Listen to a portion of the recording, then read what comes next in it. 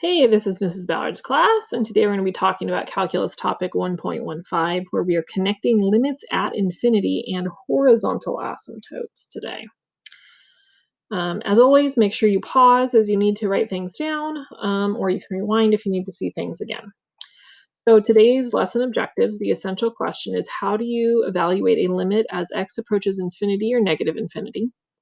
And how do you find the horizontal asymptote? So rather than our answer being infinity, we're actually going to approach infinity today. And I can evaluate the limit as x approaches infinity or negative infinity, and I can find the horizontal asymptote.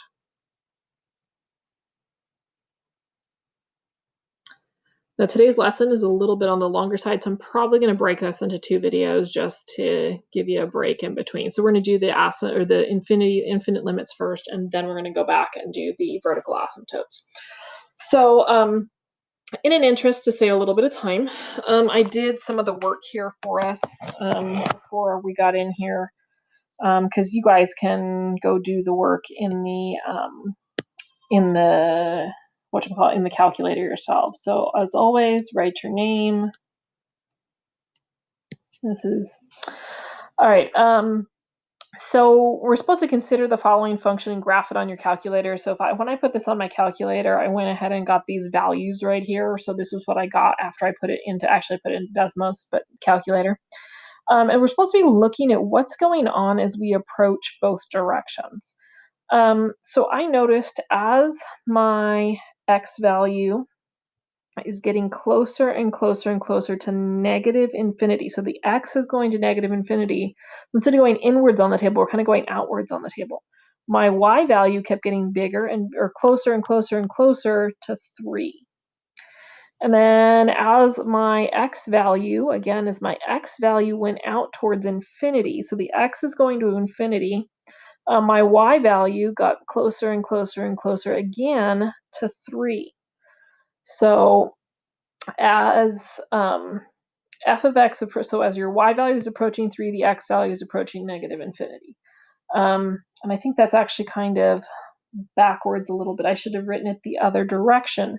So I may fix that in your notes here. So it should be as x approaches negative infinity, the y value approaches f of x approaches 3.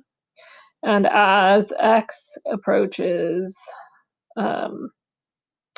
infinity, f of x approaches 3. That makes much more sense.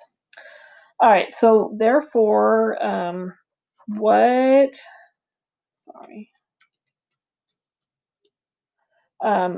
therefore, what can we say about with a pair of limit statements? So we guys let's write some limit statements about what just happened here.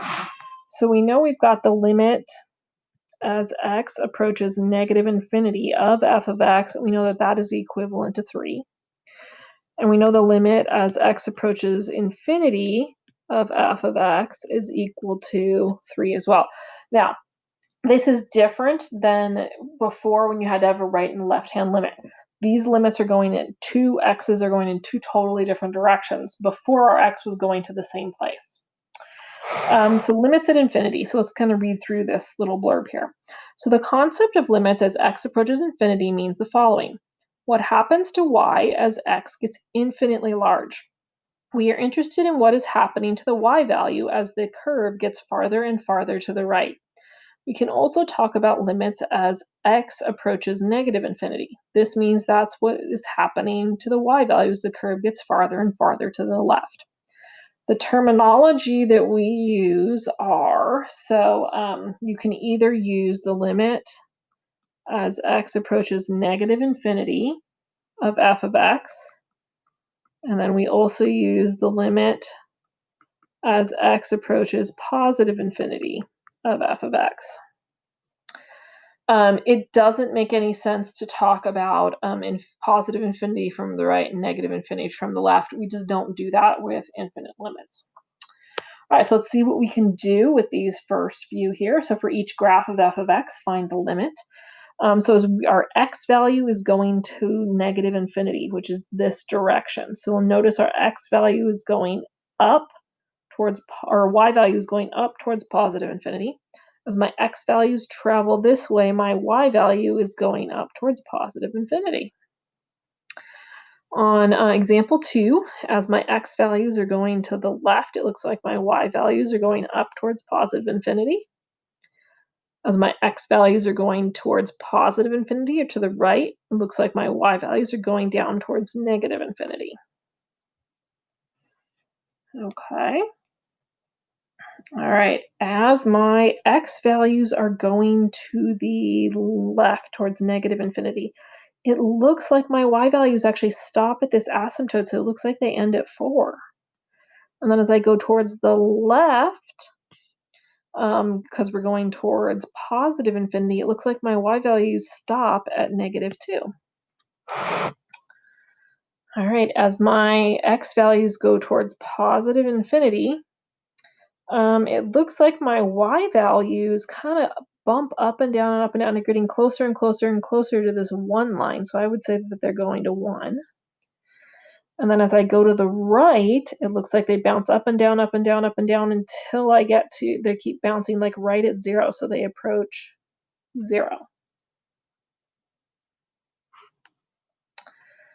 All right, and then looking at this one here, it says as we're going to the left, and you'll notice how we're bouncing up and down between like the same two values. That's an oscillating thing. And we learned earlier that when we have an oscillating limit, that we don't have any limit, so it does not exist. And kind of the same thing goes for this. It's oscillating up and down. It looks like it's always increasing, but we don't really know what's going to happen when it keeps going and continuing. So we're going to say that it does not exist as well. All right, so this is the limit at infinity theorem. So if r is greater than 0, then it is a rational number. Then the limit as x approaches infinity, 1 over x to the r is equal to 0. So basically they're saying that if we have a variable in the denominator, that the limit goes to 0 when we approach infinity. And then the same thing if such that r is defined, r is greater than 0 is a rational number such that r is defined for all x, then the other thing that happens is the limit as x approaches negative infinity of 1 over x to the r also equals 0. So let me explain that a minute.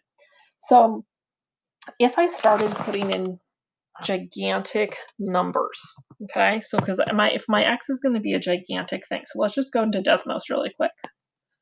Let's say I've got 1 on the top, and then I start putting big numbers in. So I get 10, okay, and then I'm going to get 1,000. And I keep going, and you'll notice that that number got closer and closer and closer to 0. Okay, so the bigger your number in the denominator, that means it gets closer and closer and closer to 0. So let's just, for instance, because this is going to happen in a few minutes, let's say I put my big number in the top and my small number and my number, the smaller number in the bottom. So if I do that, look, it gets gigantic, right? It gets bigger instead of smaller. So that's something that trends more towards infinity. All right, let's go back here. So we're supposed to evaluate the limits at infinity, and this time we're going to do it analytically instead of analytically instead of graphically. So when we approach infinity, so basically I'm going to try direct substitution. So 4 minus 3 over infinity squared. Well, infinity squared is still going to be infinity, so I've got 4 minus 3 over infinity. Well, we know that a small number divided by a giant number is just 0, so this limit has to be 4. Okay, so this one here, again, I'm going to put in, so I could put it, if I put in infinity, I get infinity over infinity, which I really can't do that. That's in what we call indeterminate. So I need to have another way to deal with this. So what I'm going to end up doing is I'm going to try to get rid of the x's kind of where they're at and get some x's in some denominators. So the way that I do that is I'm going to make common denominators of x everywhere. So limit as x approaches infinity of 5x over x over x, not 5, plus 1 over x divided by x over x minus 1 over x. Basically what I did is I multiplied top and bottom by 1 over x. And then that way I really multiplied by 1 over x times over 1 over x. And then that way it's like I multiplied by 1.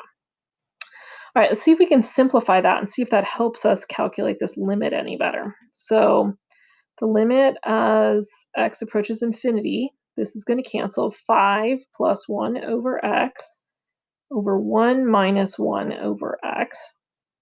Okay, so if I go ahead and I put my infinities in now, so I've got 5 plus 1 over infinity over 1 minus 1 over infinity. We know that when it's like that, the infinities on the bottom mean that they go to 0. So I get 5 over 1, or just 5.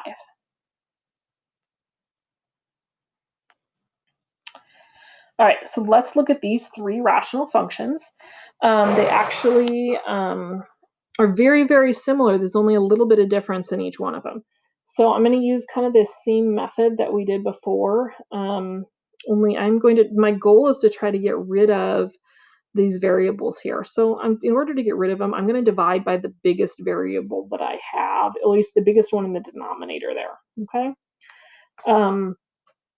So we are going to divide everything by, or we're going to multiply by 1 over x squared over 1 over x squared. I'm going to distribute that through the whole thing. So the limit as x approaches infinity of 3x over x squared plus 4 over x squared over 2 over x squared plus 5 over x squared. All right, so let's see what that simplifies to. So my x's are going to cancel there. So we get 3 over x plus 4 over x squared over those x squareds cancel. So we've got 2 plus 5 over x squared. We know anywhere where there's anywhere where there's an x in the denominator, we're going to get 0. So I'm going to get 0 plus 0 over 2 plus 0, which is 0 over 2, or just 0. All right. Then I'm going to look at this one here. Same method, limit. I'm going to use a different color though. Let's pick a different color so we can see the difference in our work here. So the limit as x approaches infinity of 3x squared, I'm going to divide again everything by x squared. 2x squared over x squared plus 5 over x squared. Okay, it looks like these guys cancel and these guys cancel. So I really have the limit as x approaches infinity of 3 plus 4 over x squared over 2 plus 5 over x squared. So we know that anything that has an x in the bottom is going to be 0. So I have 3 plus 0 over 2 plus 0, which is 3 halves. And then let's look at this one here. Again, I'll pick a different color. So and I'm going to do the x squared thing again. So the limit as x approaches infinity of 3x cubed over x squared plus 4 over x squared over 2x squared over x squared plus 5 over x squared. This is going to reduce to x, so I have the limit as x approaches infinity of 3x plus 4 over x squared over, these cancel, 2 plus 5 over x squared. And then we remember that when we multiply that, it's going to be 3 times infinity plus 0 over 2 plus 0. Well, my numerator is infinity. It's going to be huge. So that means that this is going to be equal to infinity, which therefore means it does not exist. So you'll notice we have almost identical numbers, but we had 3 different things happen. So we're going to summarize that here. The question is, would it have made any difference had we approached negative infinity? If we had approached negative infinity on all of these things, wouldn't we have still gotten zeros there? Because it would have been a huge number, even though it was a negative number, it would have still been huge. So the answer is no, it wouldn't have. All right, so we're going to basically fill in the blanks of these two sentences for our guidelines for finding limits at plus or minus infinity. So if the degree of the denominator is blank, the degree of the numerator. So there's 3 possibilities.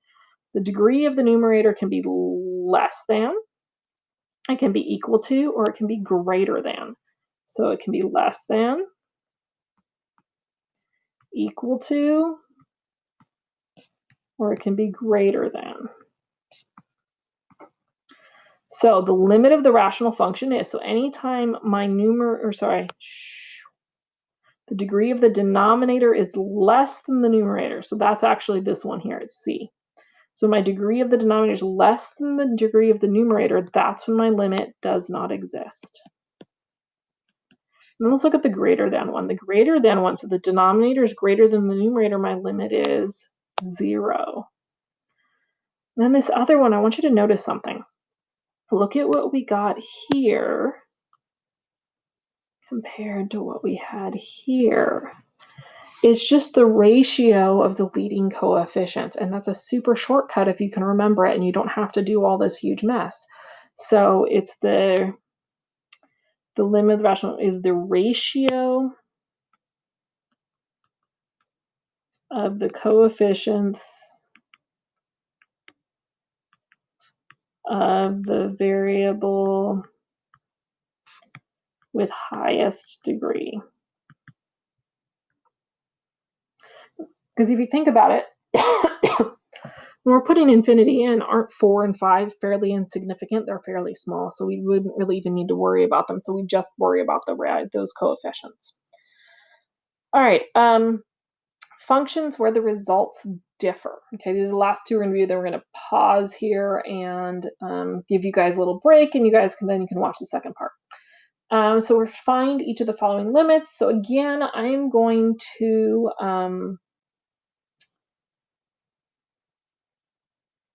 I think I'm going to do the shortcut because I don't want to mess with the long way. Let's do the shortcut.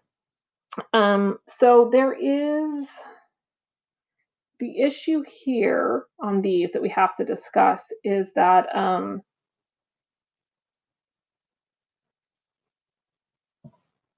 okay, let's see what we get here. So let's, first of all, if I'm putting in infinity, okay, these two values right here, the 3 and the 1, they're fairly insignificant, so I'm not even going to worry about those. And remember, I'm taking a huge shortcut on this, okay?